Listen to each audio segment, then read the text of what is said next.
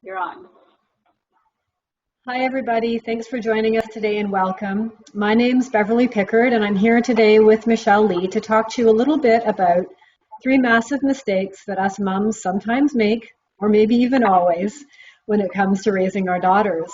And I'll tell you a little bit about myself first. As I mentioned, my name is Beverly, and I did my coaching training through the SWAT Institute, which is the Simply Woman accredited training. And that's allowed me a wonderful opportunity to work with women. Specifically, I work with moms and really focusing on sharing and having a lot of self-care, self-love, and creating the best relationships that you can as a mom with your children, your partner, and throughout your life. Michelle and I have had the opportunity to work together and are really excited to talk with you today about our programs and what we have to offer to you, and mostly to just talk a little bit about, being a mom, being a heart-centered mom, being a present mom, a mom who's present in the moment, present with her children, and most of all, present with herself, and really being conscious and aware of where she is and where she wants to go. So I'm just going to ask Michelle to take a moment and introduce herself. Hi, Michelle. Hi, Beverly. I'm so excited to be here, and I'm so excited you all have taken the time to just push play and listen to us for a few moments. As Beverly said, my name is Michelle Lee. I'm a certified hypnotherapist and an EFT practitioner specializing in women's self-empowerment and self-love, and now specializing in teen girls' empowerment and self-love. I've been doing this work for a little over 12 years, and my daughter is now 25 years old, and I became aware during her teen years, almost 10 years ago, of the massive mistakes I was making, even though I thought I was being a very conscious mom. And so Beverly and I are here to talk about one of those massive mistakes today, because this isn't the 1950s anymore. The greatest mistake we fear about our daughters is not teen pregnancy.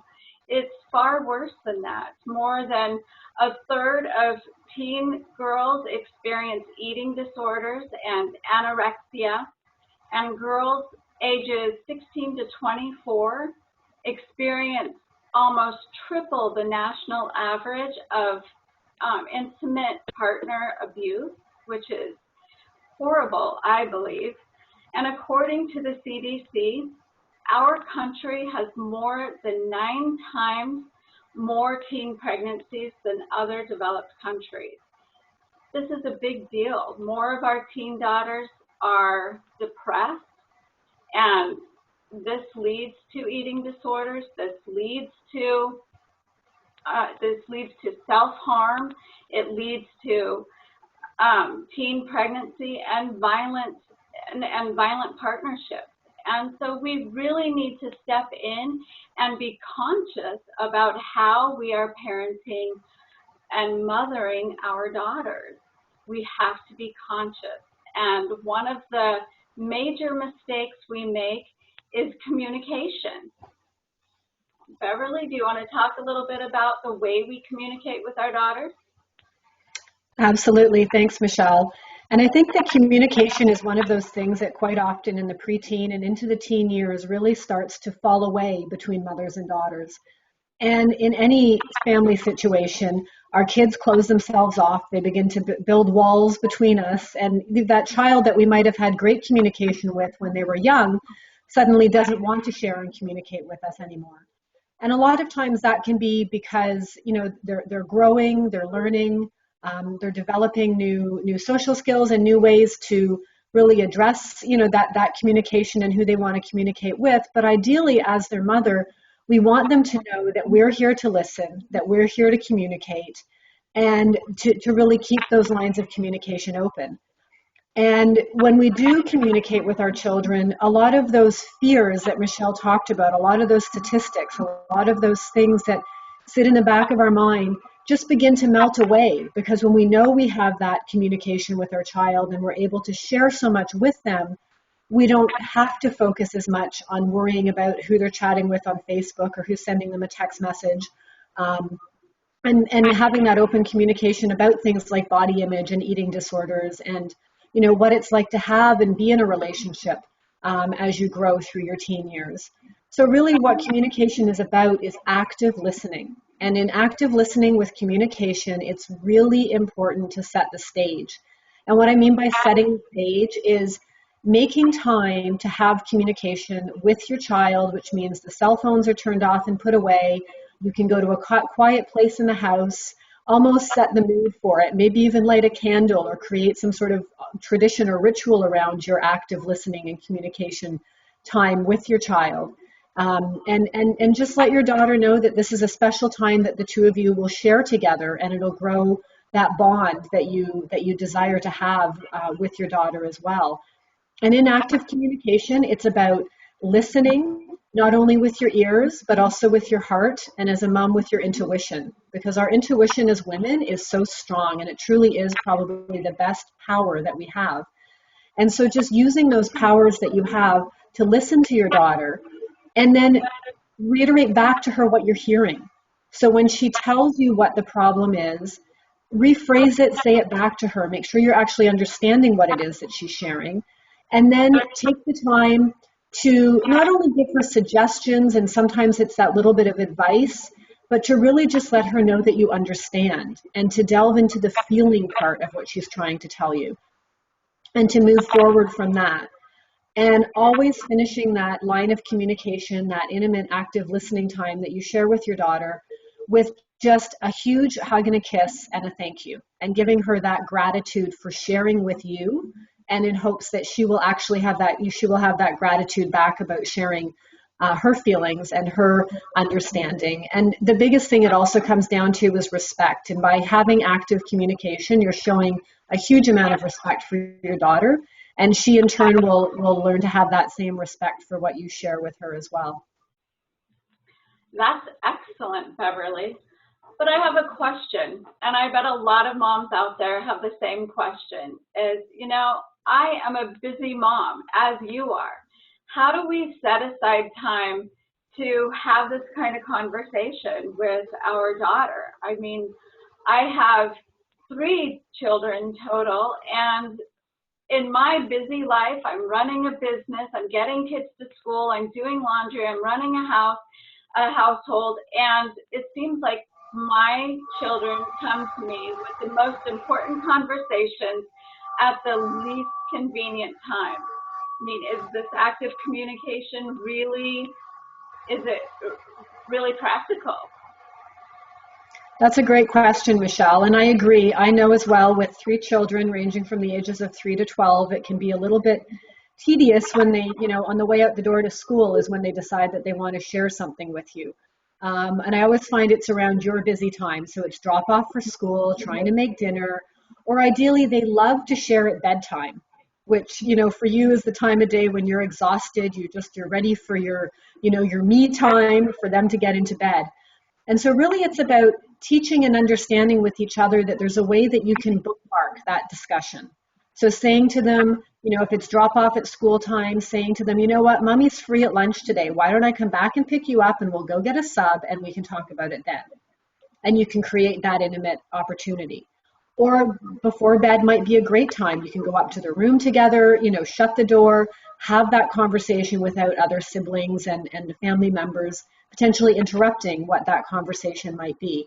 So it's acknowledging that what they want to share is important to you, and saying, look, can we just put a bookmark there and we'll revisit it today at a certain time. And I think that that's a great way to give a framework to, your interest in having the active listening and wanting to make it important, and making sure that they understand that because it's so important, that you're saying, this isn't a time for us to discuss this. Let's have this discussion a little bit later.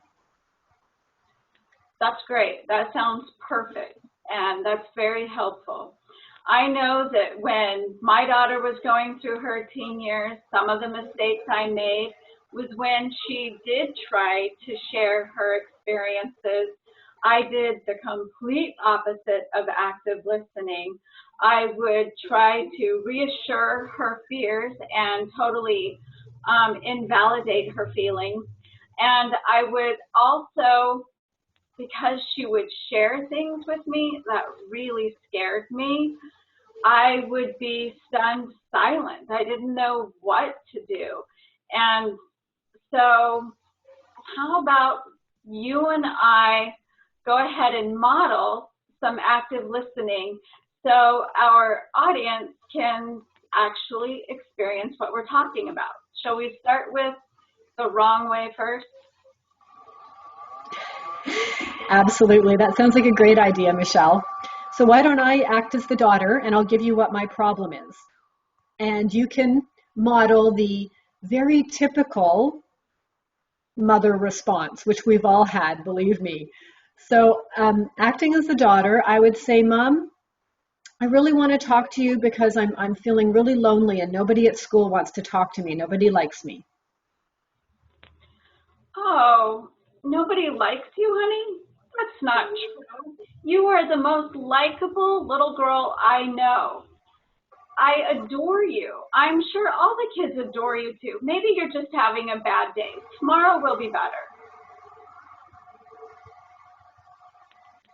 Okay. That would be the exact wrong way. Our daughter doesn't feel that her feelings have been validated. And because when we come from that, we feel uncomfortable when our daughter comes to us and feels unloved and unliked. We automatically want her to feel loved and liked.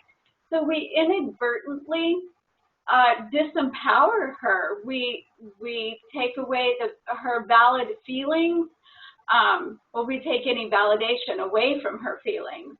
So, and it just shuts down the conversation. If she doesn't feel liked and loved, we really need to find out why. So, Beverly, shall we begin again? Absolutely. That sounds great. So on the way, we'll set the stage. We're on the way out. We're on the way out of the door to school, and the daughter is being a little bit hesitant about going to school today. And her mom says, come on, let's go, hurry up, we need to go. And the daughter's response is, well, I don't want to go to school because I don't have any friends and no one likes me. Oh, I bet that doesn't feel very good. If I'm understanding you correctly, you don't feel good about going to school today because it feels like nobody likes you. Am I hearing you correctly? Yes. Okay, so when did this begin? Did this just start yesterday, or has it been going on for a long time? Well, do you remember last week when we had to do those verbal presentations in history class? And I practiced mine over and over again, and I was really nervous about getting up in front of the class to speak. Well, I got up in front of the class to speak, and suddenly my stomach started to hurt so badly that I ran out of the classroom to the bathroom, and I felt like I was going to throw up. And ever since then, nobody wants to talk to me. Okay, so if I'm understanding you correctly, you feel like because you had a rough day and you threw up before your presentation, you feel like nobody likes you because of that. Is that correct? Yeah, I guess so. Okay, well, let's talk about that a little bit. Could it be that you are feeling so embarrassed that you are being more reserved and less outgoing with your friends rather than your friends being less outgoing with you? Maybe. Okay, well, it's a possibility. What do you think you can do today to break down the barriers to more conversation with your classmates and your friends today? What can you do today? Well, I guess maybe I don't know if I can forget about what happened, but I guess what I can do is kind of think about how I might just go and talk to my best friend Sue and see how she acts and what she says to me. And I'm afraid to do that because I'm afraid that they might make fun of me. Well, you have a really great idea to start slow, talk with Sue, but I understand that you're afraid to do that. You're afraid they'll make fun of you. Is that correct? Yes. Okay. Well, sometimes we need to do things that are a little bit frightening, but I bet if you take that small step and just say hello to Sue, you'll feel a lot better. How do you feel about that? Yeah, I think I could do that.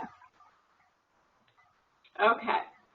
Well, that was great, Beverly. I think we were able to demonstrate a good, active, listening conversation, and we came up with some possible solutions. And as the mother, I did not give you the solutions. I invited you to come up with a solution.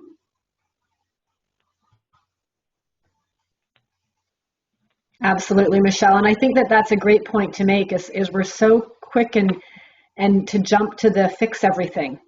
That's what we do for our children. And you just want to make it better. We don't want to see our children in pain. We don't want them to experience fear or failure or any of those things. But really, to develop and to grow into that empowered, courageous woman that we desire our daughters to be, they have to understand, what those little bits of failure may feel like and how to overcome those fears, and that there's lots of ways to do that.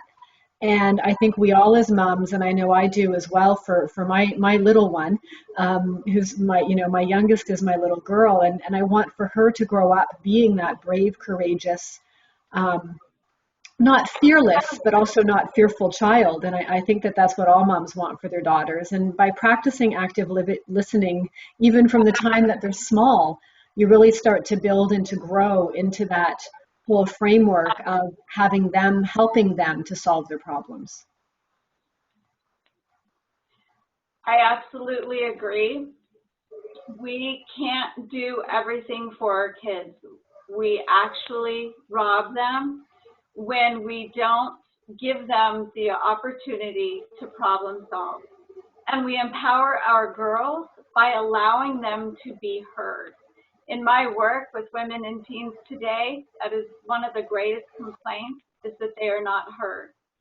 So when we actively listen to our daughters, we are allowing them to be heard, we are empowering them to problem solve, and we are validating their emotions, and in that way they can move through them.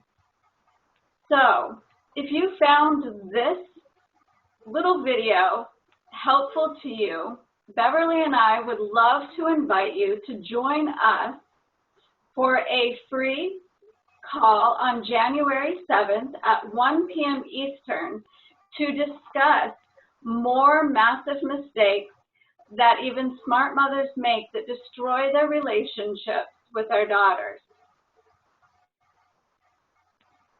Thank you for joining us today. Beverly, anything else? Thanks, Michelle. I just want to remind everybody you can just click on the link below the video, and also note that we've got a Facebook page as well that you can join in the conversation with lots of heart-centered, empowered women, empowered moms like you who want to create that wonderful bond and relationship with your daughter, and to learn more about what we have to offer. So please click on the link below, and we look forward to having you on our call in January. Thanks, Michelle. Thank you. See you then.